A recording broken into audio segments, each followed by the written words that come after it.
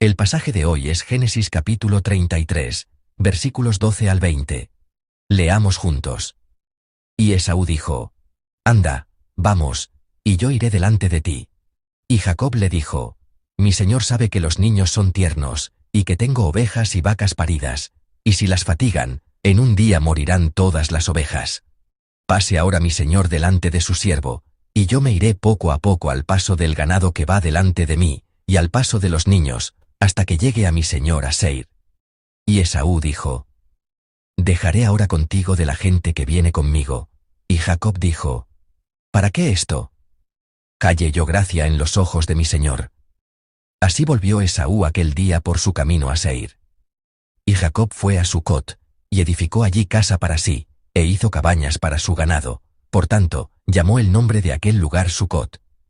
Después, Jacob llegó sano y salvo a la ciudad de Siquem, que está en la tierra de Canaán, cuando venía de Padán Aram, y acampó delante de la ciudad.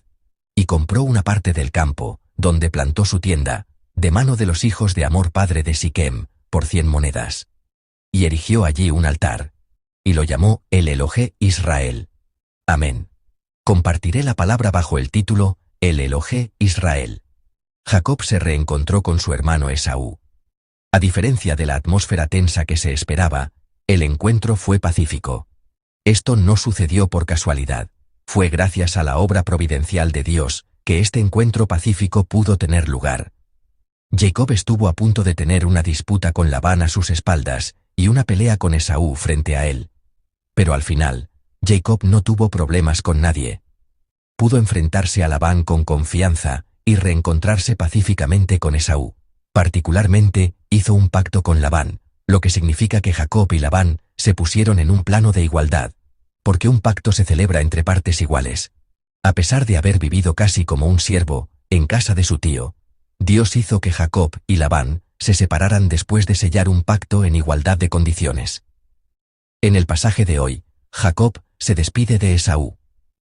Esaú le propone a su hermano que lo acompañe, pero Jacob rechaza la oferta, dándole varias excusas. Aquí, podríamos preguntarnos: ¿no se completó del todo la reconciliación entre Jacob y Esaú? ¿Acaso Jacob todavía le temía a su hermano? El texto no nos dice exactamente si Jacob todavía se sentía incómodo con Esaú o no. ¿Por qué no lo dice claramente? Si lo pensamos bien, es porque ese asunto no es lo más importante. Incluso sin considerar los sentimientos personales de Jacob, hay una razón clara por la que no debía seguir a Esaú.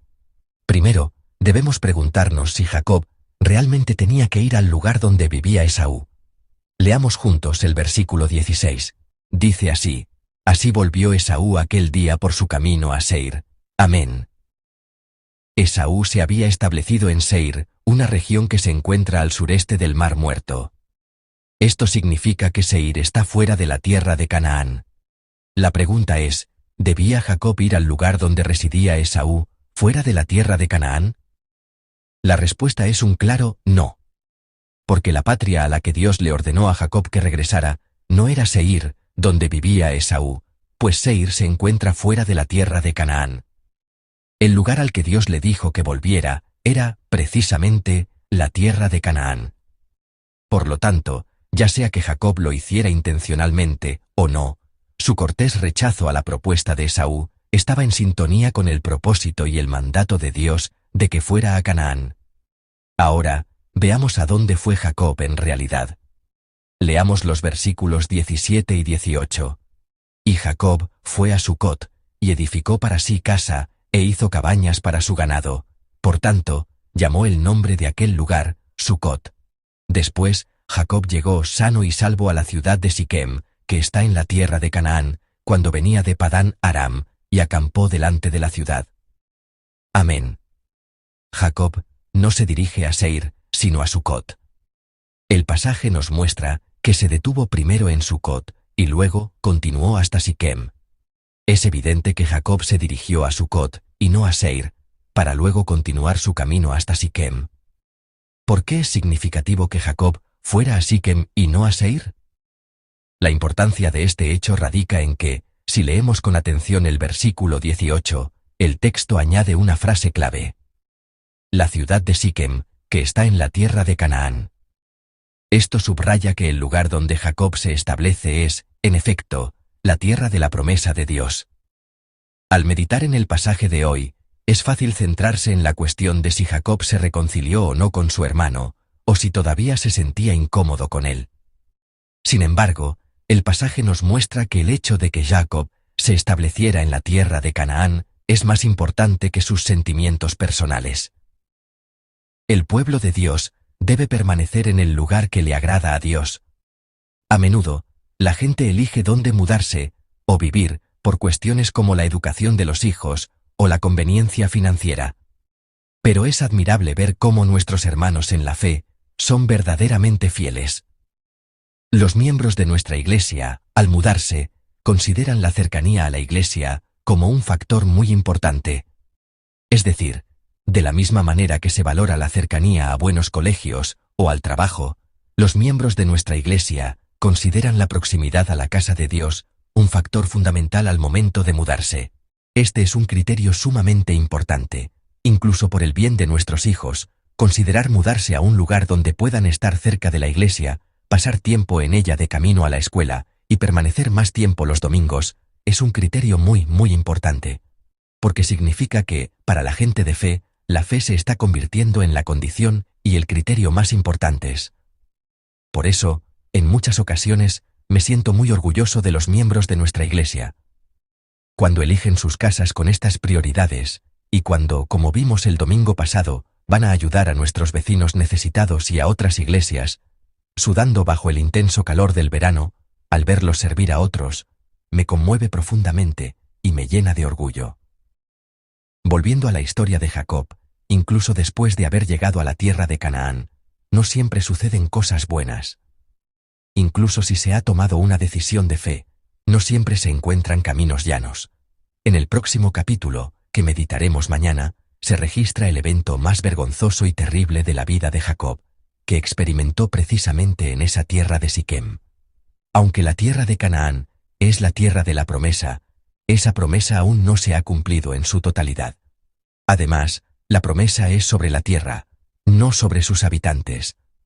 De hecho, la Biblia habla de la maldad de los pueblos que habitaban Canaán, y la palabra de Dios establecía que Él los juzgaría por medio de su pueblo, despojándolos de la tierra por su maldad. Por eso, al pueblo de Dios se le dio la misión de mantenerse apartado de los habitantes de Canaán y ejecutar el juicio de Dios. En cualquier caso, Jacob y Esaú se establecieron en lugares diferentes. Estos lugares diferentes están conectados con identidades diferentes.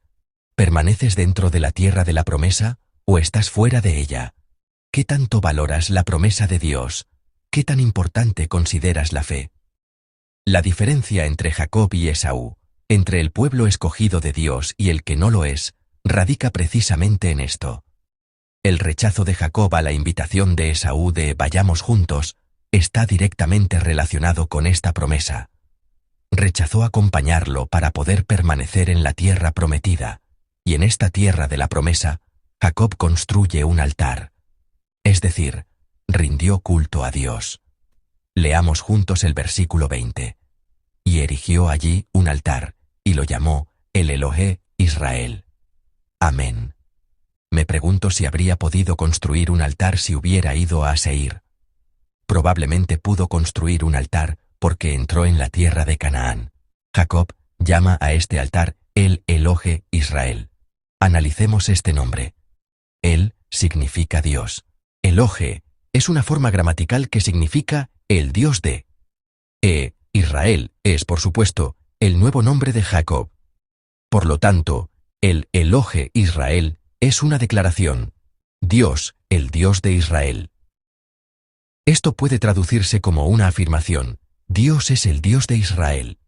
Jacob está confesando a Dios como el Dios de la nación de Israel. La relación entre el pueblo del pacto, el pueblo elegido de Israel, y Dios se afirma con estas palabras. Él es el Dios de Israel. Pero aquí también está contenida la fe personal de Jacob. Justo en el capítulo anterior, en la historia del arroyo de Jaboc, en Peniel, Jacob recibe de Dios el nombre de Israel. Jacob se ha convertido en Israel. Por lo tanto, el Elohe Israel, Dios es el Dios de Israel, es lo mismo que decir, Dios es mi Dios. Jacob ahora está confesando a Dios como su Dios personal. Amados hermanos, Dios es mi Dios. Tanto en las dificultades con Labán, como en el problema con Esaú, Dios lo resolvió todo. Eran problemas que no podían resolverse con la fuerza de Jacob, con la fuerza humana.